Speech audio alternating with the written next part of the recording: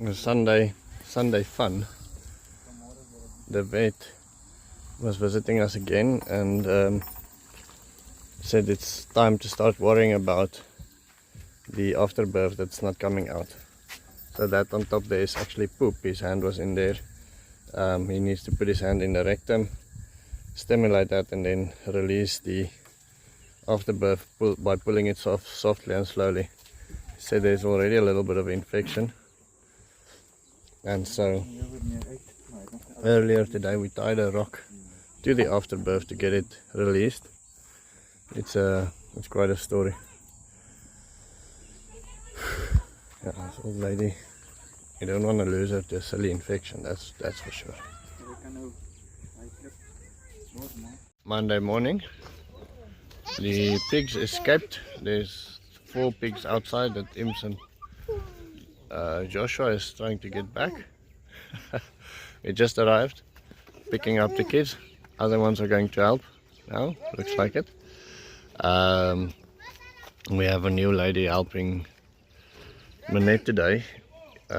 Marcel is a bit sick, so she's probably hopefully coming back tomorrow.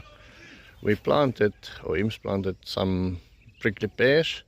Wanted to tell him it is a bit close. So this one on the corner, for instance, we want to come in there with the car, then come around here and be able to reverse, to hook the trailer, etc., offload the pig food. So you can see this morning where my tracks went past, and you can also see we had a bit of rain.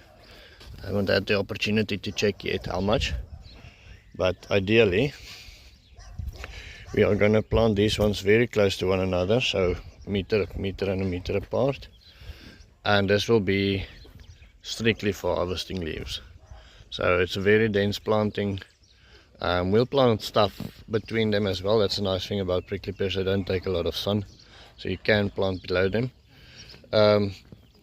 You can see here there's things that we didn't plant that's coming up. There's a corn plant there, there's a corn plant there, there's a corn plant there, there's one here, etc. But there's a lot of grass coming up here that we haven't planted. This is all now grass that's coming up because of the irrigation that we've put on the corn. We did mulch, but obviously not thick enough, and so we have to decide whether we're gonna have them grow, or whether we are going to mulch them out, pull them out, yank them out. I would love your comments. As always, remember, we work for comments, so please leave your comment and tell me what you would do here. Would you double mulch it? I see there's some watermelons coming up as well, so I'm not sure whether we should mulch it, whether we just leave it and see what happens with the weeds. That's probably the best option. As them grow, maybe harvest them later on for the bunnies. Would love to hear your thoughts. This is some leaves that we harvested, or a tree that fell over. And some of them is still very young leaves, so I'm not sure whether they're going to grow. And we're just going to place them on the ground in the rows between the corn and see whether we can get them to grow, and see whether we can get a nice leaf crop here. The nice thing about the prickly pears is they are excellent food for the pigs. So we want a place that we can easily irrigate, look after, and we want to create leaves and leaves that we can harvest every year to expand the amount of prickly pears across the farm. If we had a prickly pear every 5 meters, that would be ideal. We can have a crap ton of leaves every year to feed all our animals, and they have no effect, absolutely no effect on the grazing around them. In fact, I think they might even have a beneficial effect on grazing and other things, all the plants around them, because of the little bit of shade they give to the soil. Today we'll be planting vetiver. Lily the Silly Billy, which is the name of the new cow, is a happy dancing cow this morning. Okay, so the idea is that we're gonna chop off the tops and then plant them right next to the to the tap here, just the one, and then we'll do on that tap there and the other taps, so each one is close to a tap. So vetiver is a really special grass. You can see these roots are already quite long, but they can go up to 2 meters into the ground. And one bundle, we separate them like this, and each part has got a little bit of a root on it, can become another big bundle. So in a year's time you can more than 10 times the amount of vetiver that you have on your land. Also going to plant a couple of wild figs. These are now the cuttings that I picked up next to the road, but I want to show you how wonderful nature is. How fantastic is it that they grew these roots and all of these leaves from cuttings. So we're going to plant them close to the pig pen so we can give the pigs some extra shade soon. Delivering a mixer, and she almost fell through the ground there. It's amazing, once we got the mixer, now all of a sudden we use it all over the place. So Ims and Manette pulled their resources together with the help of Brendo.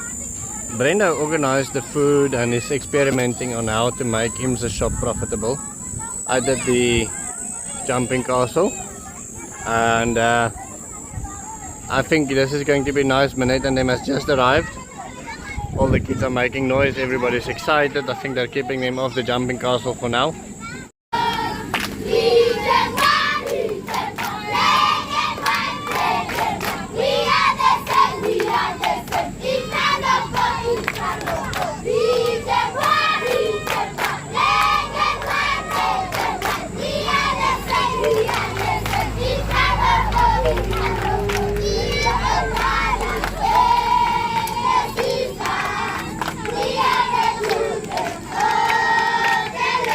I think there's a little bit of a lost business opportunity here. See, all of those kids are waiting to jump on the jumping castle.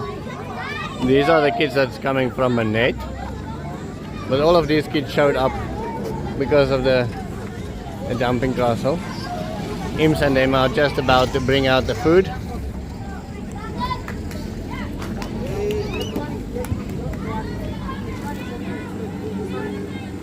Let's have a look at one of those plates.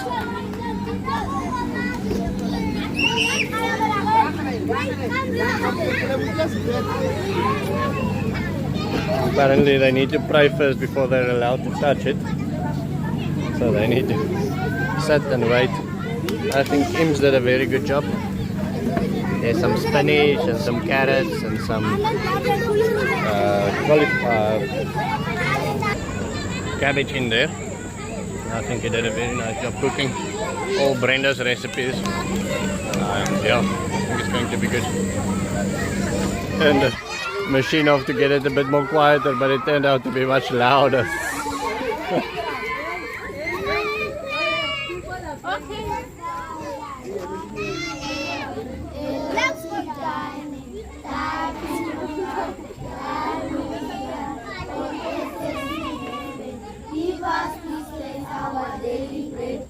Forgive us our trespasses, as we forgive those who trespass against us.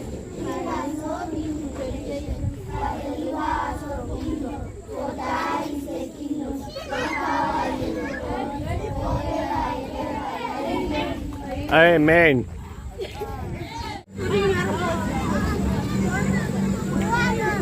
What is your name? Wendell. Say again? Zander. You were the one praying. Are you going to be a preacher one day?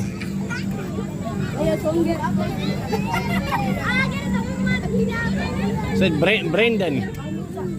Brendan of Brendo. What is your name? Brendan. Brendan. Nice. Manette, is dit ook een van jou kindertjies? Gaan hy dominee wees eendag? Vra vir hom, wat wil hy wees? Hy gaan skool toe. Gaan hy dominee wees eendag? Pastoor? Ja. Gaan hy pastoor wees?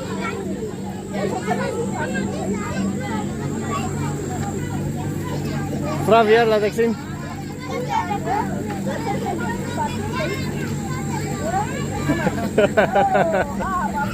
He's very happy of the idea, so I asked her to translate for me. Asked whether he's going to be a pastor one day. He said yes. He was the one that got up to pray for everybody, and then they fell in and prayed with him. So I asked him whether he wants to be a pastor. Good day, ladies and gentlemen. How are you today? We are fine. You are fine. Yes. Do you like the food? Yes. Good. What is the best? What is the best part of the food? The meat or the potatoes? The spinach? What do you like the most? The sauce? All of them. All of them? Yeah, very good.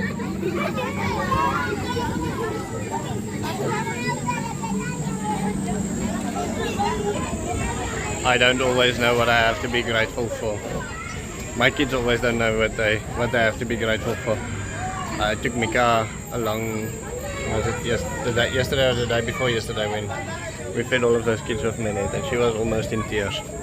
So Brenda, thank you so much for this. Subi, thank you very much for making this possible. All of the people making this possible, thank you so much. I really do appreciate it. That's going to be the end of my story. I hope you have a wonderful day. See you tomorrow.